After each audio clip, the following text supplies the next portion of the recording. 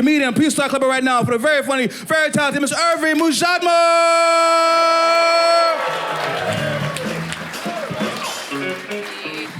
Hey guys, how are we?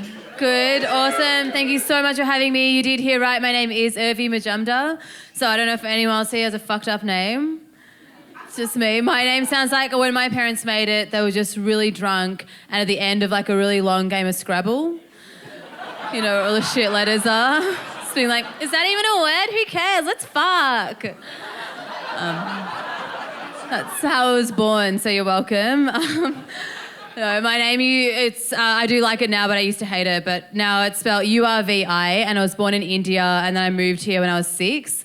So for me, growing up in Australia, it's been really hard, mostly because I never had like mugs and magnets and stuff. Like I did just know with my name on it, so that's the important part. Any Sarahs or Jessicas in tonight? No, that's fine, you can stay. You just got a lot of merch, that's all. I had to draw my own name on my own cup from the fucking reject shop. So it was pretty sad.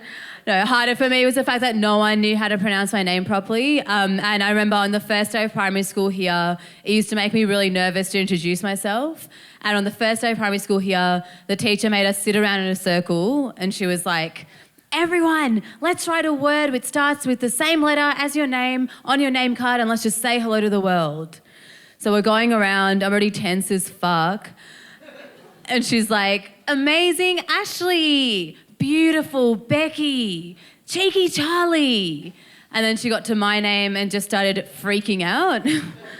She's like, you, ugh. I know, I remember her making that noise like it was my fault. And finally she's like, oh, I don't know, underwear, unconscious. I know. So I was like, try unbelievable, bitch. You know, unique, you have options. It's how I got the name Ugly Urvi, so that stuck. No, it's okay. I know that I'm hot now, so thank you. Thank you so much. You guys, be drunk forever. I love this. No, I do have issues still, don't worry.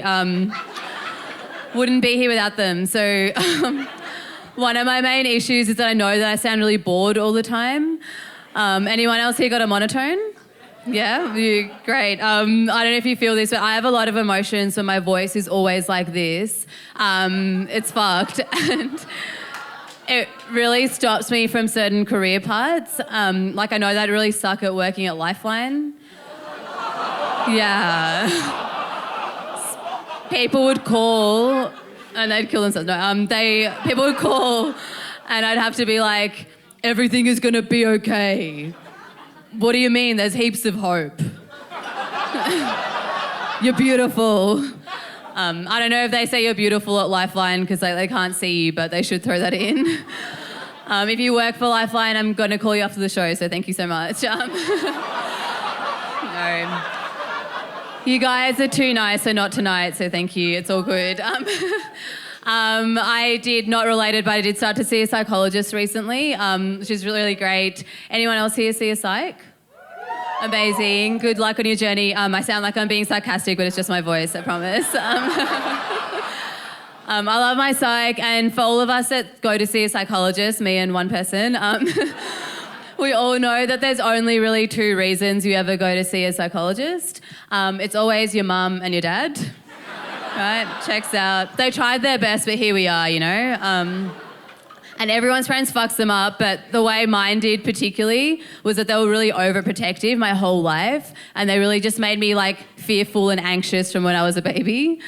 This is literally what my dad would say to me before bed every night. He was always like, why have fun when you could be safe?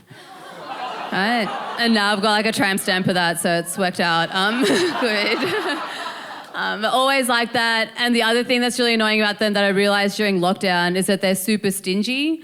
Give me a cheer if you have stingy parents here.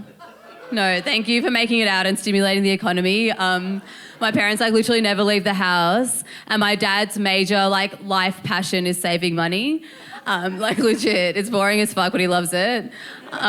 This is what he literally does. He has an Excel spreadsheet of all of our family spending from June 1988 to today. Yeah, it's fucked. It's got so many tabs. He's really proud of it. More proud than he is of me, so that's fine.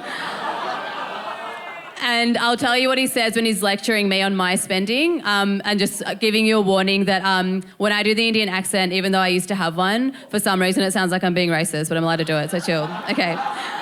He's always like, Urvi, how will you ever buy a house? You spent $5 on ice cream in June 1988, and now you are spending $50 on Uber Eats. Okay, so thank you so much for not cancelling me.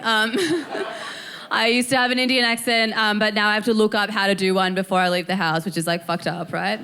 But it's like colonialism's fault and not mine, so whatever. I'll leave you guys on this. What was I going to say? Yeah, so the other thing that he does is like, instead of buying like a perfectly good mango when it's like in season for $5, my dad will buy a whole box of 20 mangoes for $10, but they'll all be really brown and mushy. And then he'll make me eat it for the rest of my life. So yeah, I don't really get his logic. It's like he's not buying anything unless it's brown and seeping liquid. Gross. I know, it's probably like why he loves me. No, I don't know, that makes no sense.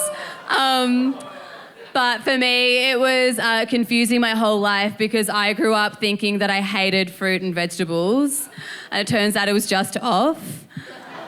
You're like, oh, and that song Strawberry Kisses, I was like, oh, strawberries are meant to taste like rancid acid. I didn't know. Okay, I hope you guys get lots of strawberries this weekend. Thank you so much for listening to me. Bye.